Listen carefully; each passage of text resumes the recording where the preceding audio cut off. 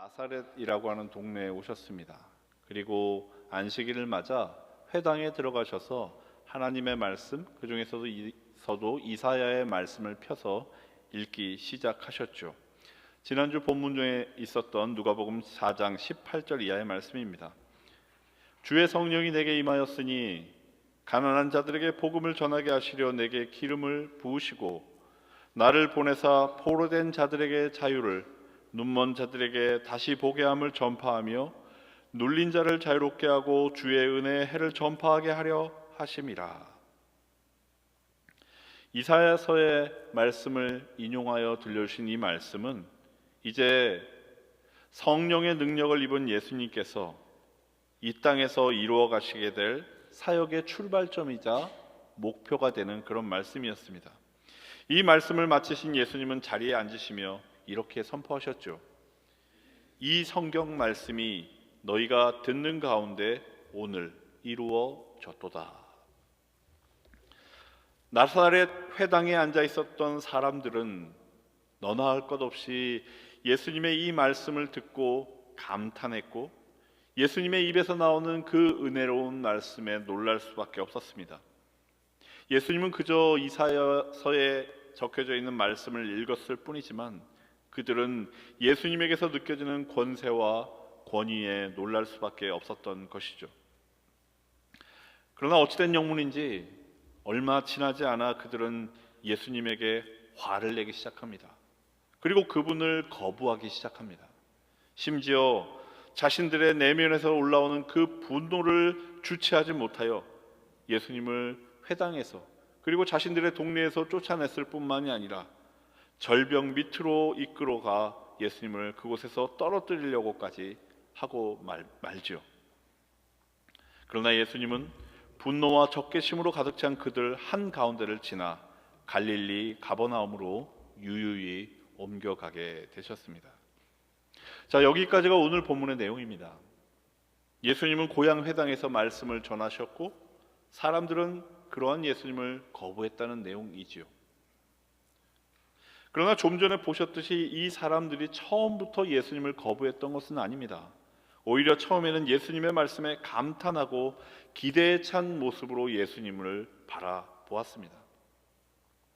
그러나 그랬던 그들이 경탄을 금치 못하고 그분의 입에서 나오는 은혜로운 말씀에 놀랐던 그들이 불과 얼마의 시간이 지나지 않아 예수님께 크게 화를 내며 예수님을 거부하기 시작했던 것이죠. 이유가 뭘까요? 도대체 그들에게는 예수님의 무엇이 마음에 들지 않았기에 조금 전까지 경탄하며 주목해 맞이 않았던 예수님을 그렇게까지 거부했던 걸까요? 오늘은 본문을 들여다보며 이 질문에 대한 답을 여러분들과 함께 나눠보려 합니다. 성경을 탁월하게 읽어내고 사람들의 경탄을 자아냈던 예수님이 사람들에게 거부당할 수밖에 없었던 첫 번째 이유, 그것은 아마도 말씀을 들은 직후에 그 사람들이 보였던 반응에서 찾을 수 있을 것 같습니다. 오늘 본문 22절에 적혀있는 내용인데요, 그들의 반응은 이렇습니다. 이 사람이 요셉의 아들이 아니냐. 예수님이 자라난 고향 사람들이다 보니 그들은 이미 예수님의 배경에 대해서 알고 있었습니다. 그 지역의 가난한 몫으로 살았던 요셉의 장남이라고 하는 것을 알았던 것이죠. 그렇게 이 사람이 요셉의 아들이 아닌가라고 하는 이 말은 두 가지의 의미를 모두 가지고 있습니다. 첫 번째는 가난한 집안에서 자라 제대로 교육조차 받지 못했을 요셉의 아들이 이토록 지혜로운 말을 하는 것에 대한 칭찬이라고 볼 수 있죠. 그런가 하면 두 번째는 이것과는 정반대의 의미로 고작 가난한 목수의 아들에 불과하기에 그가 어떤 말을 하든 이 예수, 배우지 못한 청년에 불과한 예수를 인정할 수 없다는 깔봄, 그리고 업신여김의 그런 표현이죠. 어떤 쪽의 의미로 보아도 오늘 본문은 해석할 수가 있습니다.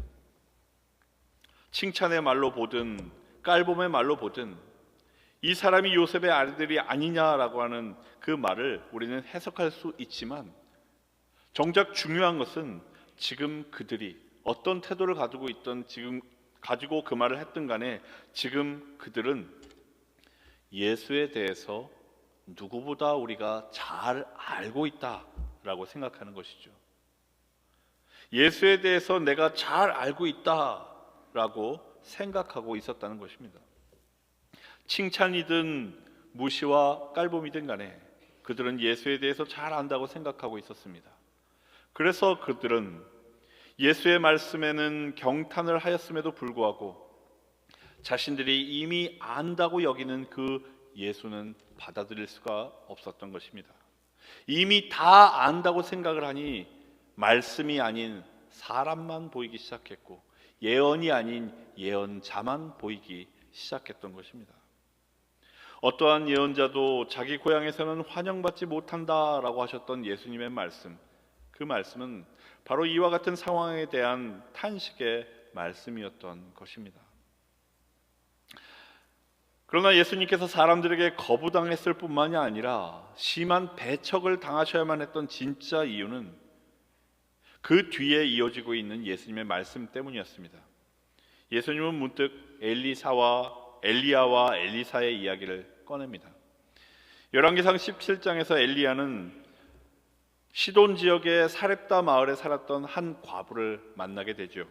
이 과부는 심한 가뭄을 견디고 그래서 가진 것이 전혀 아무것도 없었음에도 불구하고 굶주린 엘리야에게 도움을 주었고 결국 하나님의 구원을 경험했습니다. 또 열왕기하 5장에 등장하는 엘리사 선지자는 시리아 군대의 장군이었던 나아만 장군을 만나서 그의 나병, 문둥병을 고쳐주었습니다. 나아만 장군이 이 엘리사의 지시를 따라서 요단강에 7번 들어가서 몸을 씻는 그러한 순종을 보였기 때문이죠. 이 두 이야기는 여러분들도 잘 알고 계시겠지만 시돈과 시리아라고 하는 이스라엘 영토 바깥쪽에서 살아가고 있던 이방인들이 하나님의 은혜를 입고 구원을 받았던 그런 이야기입니다. 그리고 여러분들이 잘 알고 있듯 그곳 그날 그 나사렛의 회당에 있었던 모든 사람들도 잘 알고 있었던 이야기였지요. 그런데 사람들은 성경에 적혀 있을 뿐만이 아니라 자신들도 이미 잘 알고 있는 이 이야기를 듣고서 예수님께 분노하기 시작했습니다. 왜냐하면 예수님은 이 이야기를 하시면서 사람들이 결코 인정하고 싶지 않은 부분을 들춰내셨기 때문이죠. 오늘 본문 4장 25절 이하의 말씀에서 예수님의 말씀을 한번 들어보십시오. 예수님은 이렇게 말씀하십니다. 이스라엘에 많은 과부가 있었으되 하나님께서는 그 과부들 중 어느에게도 엘리야를 보내지 않으셨다. 또 예언자 엘리사 시대에는 이스라엘에 많은 문둥병자가 있었으나 그들 중 한 사람도 깨끗함을 받지 못하고 오직 시리아 사람 이방인 나아만만 고침을 받았다.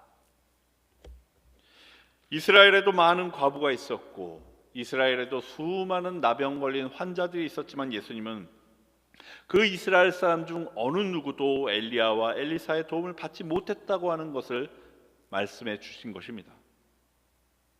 회당에 모여있던 유대인들은 참을 수가 없었지요. 예수님이 엘리야와 엘리사의 그 이야기를 왜곡해서 들려주셨기 때문이 아니라 예수님이 사실을 있는 그대로 들려주셨기 때문입니다.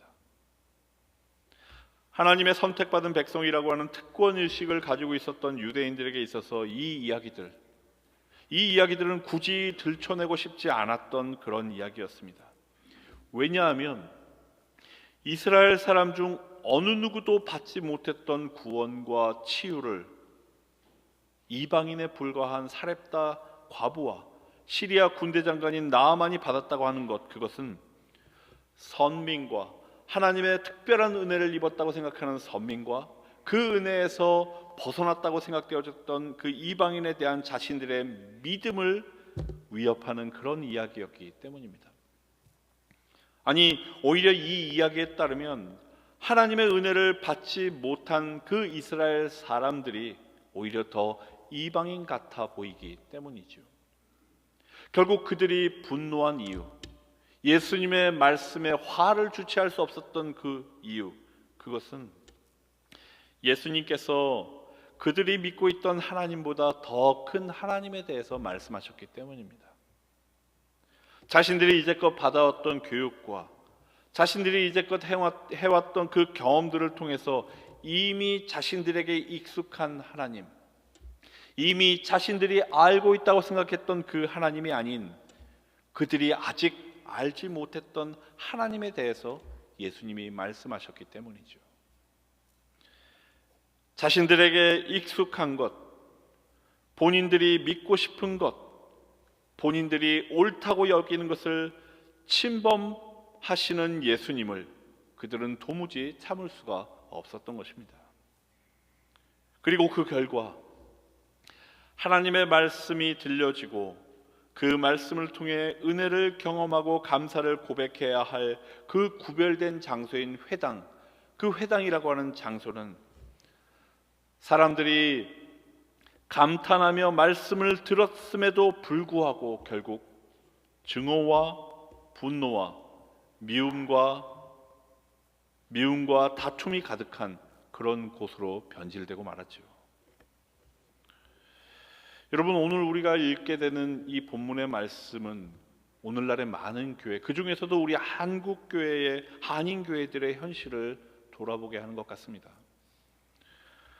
오늘날 많은 교인들도 자신들에게 익숙한 그런 말씀들만 들으려고 합니다. 자신들이 듣기에 편한 말씀들에만 선별적으로 귀를 기울입니다. 자기가 옳다고 생각하는 것에 뒷받침이 될 만한 그런 말에만 아멘 소리를 크게 외치지요. 여러분, 설교자가 마주하는 가장 큰 위험 중에 하나가 뭔지 아십니까? 설교를 하려고 설교 본문을 펼쳤는데 그 본문의 내용이 너무 익숙해서 이미 그 내용을 다 안다고 느껴질 때가 가장 위험할 때입니다. 이미 그 내용이, 이 메시지가, 이 말씀이 어떤 메시지를 가지고 있는지를 내가 다 알 것처럼 느껴지는 그 순간 나의 생각이 이 말씀 위에 있고 내 생각 너머로 들려오시는 하나님의 말씀은 들려오지 않기 때문이죠. 여러분, 비단 설교자뿐만이 아닙니다. 여러분들도 분명 마찬가지이실 겁니다. 은혜로운 말씀을 읽거나 또 그런 말씀을 들을 때 우리들도 이 회당에 있었던 유대인들처럼 감탄할 수 있습니다. 때로는 아멘이라고 하는 힘찬 말로 설교에, 말씀에 호응하기도 합니다. 때로는 눈물을 흘리기도 하죠. 그러나 딱 거기까지입니다. 그 전해지는 말씀이 나에게 익숙하고 내가 이해할 만한 내용으로 전달될 때에만, 내 기존에 가지고 있었던 생각을 뒷받침해 주는 것 같을 때에만 우리는 그렇게 반응합니다. 받아들일 만한 것만 받아들인다는 그런 말이죠. 하지만 여러분, 나사렛 회당에 모여 있었던 이 사람들을 한번 주목하십시오. 그들도 말씀에 감탄하고 말씀이 은혜롭다고 느꼈지만 딱 거기까지였습니다. 그들 중에는 어느 누구도 이 말씀을 들려주시는 예수를 주라고 고백하는 사람이 없었습니다. 말씀이 들려졌고 뭔가 감정적인 터치도 있었지만 말씀이신 예수 그리스도를 만난 사람에게, 그 예수 그리스도를 직접 만난 사람에게만 나타나는 삶의 변화, 즉 말씀의 능력은 나타나지가 않았다는 것입니다. 여러분, 우리는 그렇다면 어떨까요? 여러분, 오늘 이 자리에서 이 자리는 매달 첫 번째 주에 진행되는 그 패밀리 월십이라고 하는 이름으로 우리 자녀들과 함께 모여 있습니다. 그래서 우리 앤드류가 오늘 본문 말씀도 읽었고요. 많지는 않지만 우리 아이들이 곳곳에 이렇게 함께 앉아 있습니다. 그리고 우리가 이 아이들과 이런 예배를 드린 이유는 우리의 자녀들이 정말 온전한 믿음 가운데 자라나기를 원하기 때문이죠. 저는 여러분들의 그러한 마음, 그러한 진심을 조금도 의심하지 않습니다. 저도 같은 마음이니까요.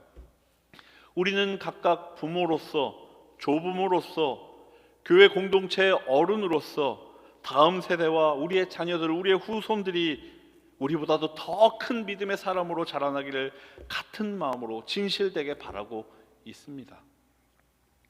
하지만 여러분, 한번 잘 생각해 보십시오. 우리가 우리의 지혜를 뛰어넘는 하나님의 그 새로운 말씀에 대한 아무런 기대도 설렘도 없이 그저 익숙한 대로, 우리가 믿기 원하고 보기 원하는 대로 그런 태도로 말씀을 대할 뿐이고, 그저 우리에게 익숙한 대로 내가 옳다고 여기는 대로만 신앙생활을 할 뿐이라면, 여러분, 여기에 있는 우리의 자녀들은 과연 우리의 어떤 모습에서 배움을 얻을 수 있을까요? 그저 내가 익숙한 대로만 믿고 내가 옳다고 여기는 대로만 신앙생활을 하는 우리가 어떻게 우리와는 다른 시대와 다른 문화 속에서 살아가고 있는 우리 자녀들에게 가치 있는 것을 가르쳐 줄 수 있고 그들에게 필요한 것들을 들려줄 수 있을까요? 부디 여러분들의 믿음의 고정관념을 넘어서는 하나님의 지혜에 귀 기울이시기를 바랍니다. 단언컨대 하나님은 우리의 기대나 우리에게 익숙한 어떠한 형식에도 제한되거나 갇히시는 그런 분이 아니십니다. 우리의 익숙함 너머에서 늘 우리가 예상치도 못했던 새로운 일들을 행하시는 그런 분이십니다. 유대인들은 끝끝내 자신들만이 하나님의 구원과 은혜를 받을 것이라고 그렇게 생각했지만, 하나님은 이미 오래전부터 그들의 울타리를 넘어, 그들의 고정관념을 넘어 이방인들과 소외된 자들과 버려진 자들을 통해 일해 오셨습니다. 조연과 엑스트라에 불과해 보였던 이들을 주연으로 세워 역사를 이루어 오셨습니다. 하나님의 역사하심에 대한 여러분과 저의 고정관념, 말씀을 대할 때 우리가 갖게 되는 우리의 그 딱딱하게 굳어있는 그 마음, 누군가를 향하여 저 사람에게서는 아무런 소망도 희망도 발견할 수 없을 것처럼 그렇게 대하는 우리들의 자비 없는 그 비난의 태도를 우리 스스로 깨지 않고서는 우리는 그러한 하나님의 역사하심, 우리의 기대 너머에서 일하시는 그 하나님의 역사하심을 결코 깨달을 수도 없고 그 역사하심에 우리가 참여할 수도 없습니다. 아무리 우리가 하나님 우리 교회를 사용하여 주시옵소서, 하나님 우리를 사용하여 주시옵소서 기도한다고 할지라도 하나님이 들려주시는 그 말씀에 우리의 고정관념에 사로잡혀서 그 말씀을 듣지 못한다면, 우리의 경험에 제한받아서 하나님의 일하심을 우리가 깨닫지 못한다면 우리는 결코 하나님의 그 역사하심에 동참할 수 없는 것입니다. 그러나 여러분, 오늘 말씀에서 우리가 주목해야 될 것은 여전히 우리가 우리의 고정관념에 사로잡혀서 믿고 싶은 것만 믿고 보고 싶은 것만 보고 옳다고 생각되는 것만 그렇게 줄기차게 주장하는 가운데 자유로운 복음의 역사를 막아선다고 할지라도 성난 군중들을 가로질러 자신의 갈 길로 유유히 나아가셨던 것처럼 우리 주님은 우리가 세운 모든 장벽을 넘어 당신의 역사를 이루어 가실 것이라는 것입니다. 주님의 이루어 가시는 이 역사와 주님께서 나아가시는 이 길에 과연 저와 여러분들이 동참하는 존재가 될 것인가? 아니면 우리의 고집을 따라 그 길을 막아서다가 그저 잊혀져 버리는 존재가 될 것인가? 그것은 온전히 저와 여러분들의 몫이라는 것이죠. 여러분, 짧은 말씀을 정리하겠습니다. 회당에 모인 유대인들은 처음부터 예수님을 거부하거나 적대하지 않았습니다. 오히려 그들은 기대에 찬 눈으로 예수님을 바라보았습니다. 그러나 그들은 자신들이 듣고 싶은 내용이 아닌 다른 말씀이 들려오자 분노하기 시작했죠. 그리고 진리의 말씀을 막아서고 오히려 그 말씀을 죽이려고 시도했습니다. 여러분, 우리가 기대해야 할 것은, 우리가 하나님의 말씀을 대하며 기대해야 될 것은 내가 듣고 싶은 것을 속 시원하게 들려주는 그런 말씀이 아닙니다. 여러분, 행여라도 말씀을 읽으며 또 설교를 들으며 그런 말씀을 기대하지 마십시오. 여러분들이 듣고 싶고 여러분들이 보고 싶은 것만 계속해서 강조해서 여러분들에게 보여주고 들려주는 유튜브 알고리즘에 속지 마십시오. 그 대신 우리가 정말로 기대해야 될 말씀은 나를 불편하게 하는 그런 말씀이어야 합니다. 그래서 나로 하여금 고민하게 만들고, 그래서 나로 하여금 기존에 생각해왔던 방식과 신앙의 방식들을 기꺼이 깨트리도록 만드는, 결국 나의 껍질을 깨어주실 하나님의 말씀이어야만 합니다. 내 기준대로, 내가 옳다고 여기는 대로, 나의 신앙의 그 신념대로 누군가를 비난하고 나의 익숙한 것을 따라서 교회와 공동체 안에서 비난과 증오와 미움의 주장들을 나열했던 것에 대해서 가슴을 치며 부끄러워하게 만드는 그런 말씀이어야만 합니다. 그래서 내 생각이나 판단에 갇히는 것이 아니라 하나님의 일하심을 기대하는 열린 태도를 갖게 하는 그런 말씀이어야만 합니다. 이런 말씀에 대한 기대, 이런 말씀에 대한 태도가 있어야지만 우리는 하나님의 역사하심에 동참할 수도 있고 하나님의 역사하심을 기대할 수도 있는 것입니다. 여러분, 저는요, 때때로 설교를 하다가 여러분들의 아멘 소리가 들리지 않으면 낙심합니다. 이렇게 열심히 하는데도 아무도 아멘 소리 안 하시면 오늘 내가 설교 준비를 정말 제대로 못했나 보다, 혹은 내가 오늘 딜리버리를 정말 잘 못하고 있나 보다, 그렇게 낙심합니다. 아마 많은 설교자들이 표현은 안 해도 같은 마음일 것입니다. 그러나 준비된 메시지가 선명함에도 불구하고 아멘 소리는 물론이요, 아무런 반응이 보이지 않을 때, 그때는 오히려 하나님께 감사하게 됩니다. 왜냐하면 하나님의 말씀은 살아있고 활동력이 있어서 양쪽에 날이 서 있는 그 어떤 칼보다도 더 날카롭기 때문이죠.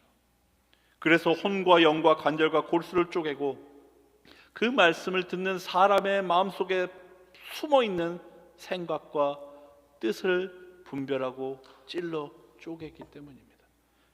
그런 날카로운 말씀이 내 마음을 찌른다고 한다면, 그런 말씀이 들려오고 있다면, 그런 말씀이 들려지고 있다면 우리는 우리의 내면이 갈등하고 아파하느라 어떤 말도 쉽게 내뱉을 수가 없기 때문입니다.